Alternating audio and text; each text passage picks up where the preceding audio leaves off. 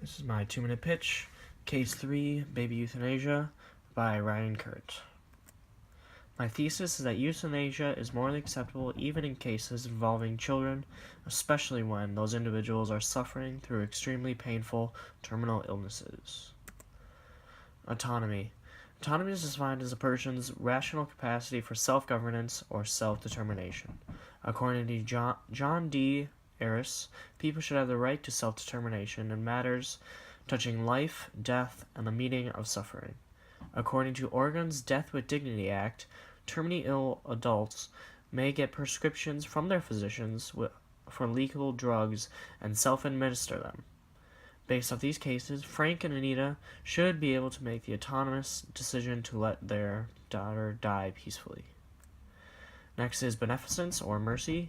Doctors have a duty of beneficence. They must always have their patients' best interests in mind, even if that means showing mercy and helping them die.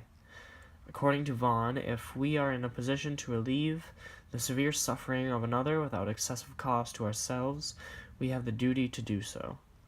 Frank and Anita's child was in constant pain to the point that she couldn't even be touched by her mother. Best case scenario, she had 30 months to live.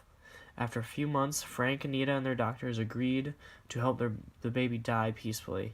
They followed their duty to beneficence and were morally right in allowing their child to die. Finally, we have preference utilitarianism.